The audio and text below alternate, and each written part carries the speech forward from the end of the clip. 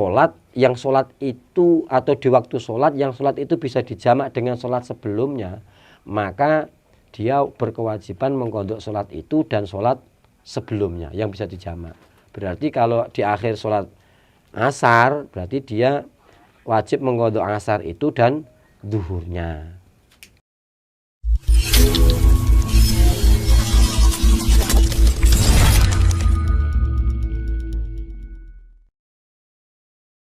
Assalamualaikum warahmatullahi wabarakatuh, Yai. Waalaikumsalam warahmatullahi wabarakatuh. Mungkin badhe tanglet babagan masalahipun setri. Iku pripun caranipun ngondoki ketika sesudah haid ngondoki salatipun. Kuwi anu to, rencana dibojo to ya? Yo nggih. Oh iya, dadi kok ngono barang.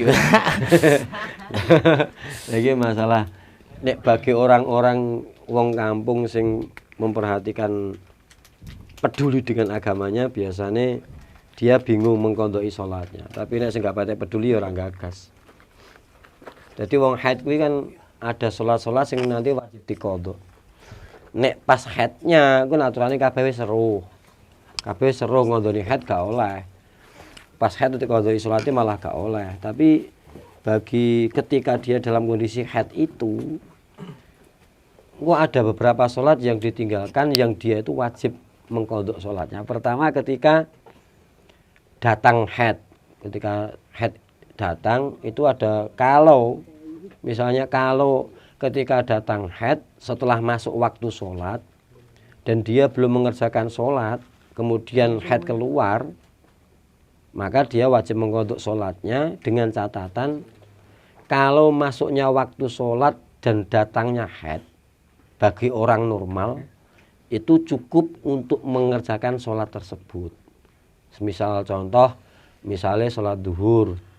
Sholat duhur misalnya masuk waktu duhur jam 12 pas misalnya. Terus sholat duhur patang rakaat ya umumnya. Umumnya. Lah kira-kira patang rakaat itu cukup butuh waktu berapa menit? Misalnya 5 menit cukup ya? Cukup misalnya. Ini bagi orang normal.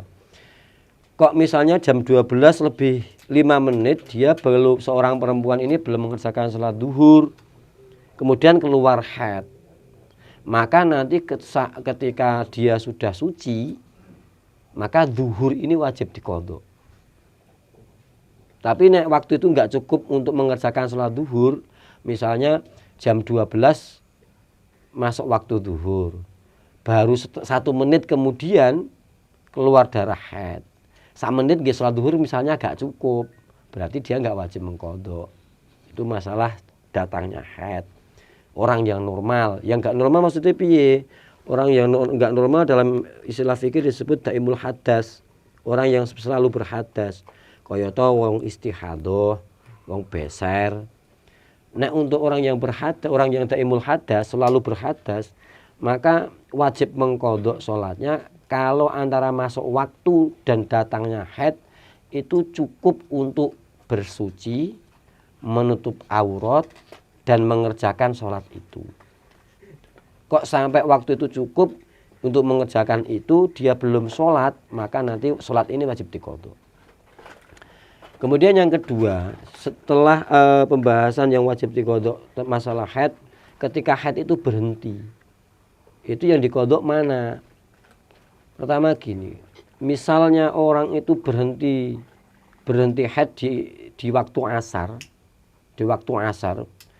misalnya jam 3 masuk waktu asar, dia jam 3 lebih 1/4 misalnya, darah dicek sudah berhenti, maka kemudian dia cepat mandi dan sholat asar. Sholat asar adaan bukan qadha, wong tenjek cukup. Tapi selain dia wajib mengqadha sholat asar, dia juga wajib mengqadha sholat duhurnya. Atau misalnya berhenti haidnya itu di akhir waktu asar.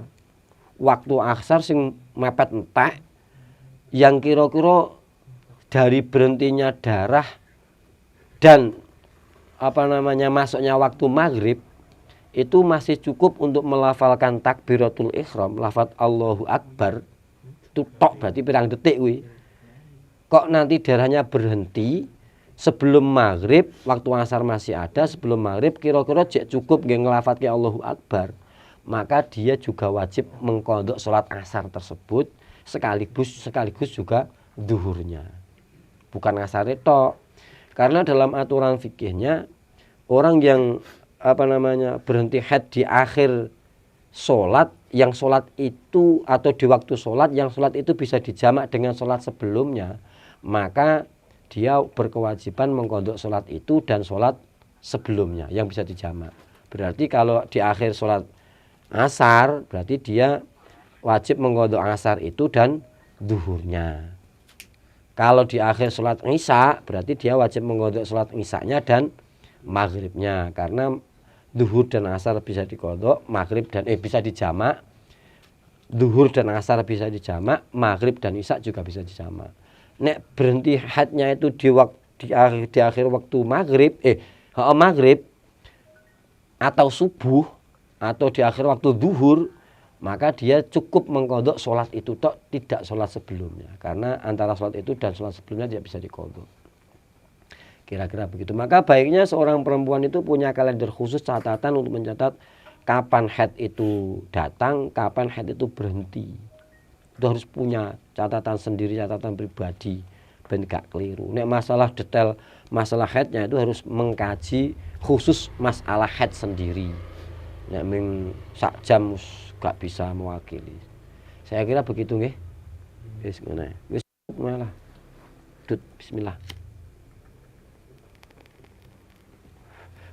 Bismillah. Kalian seger ya.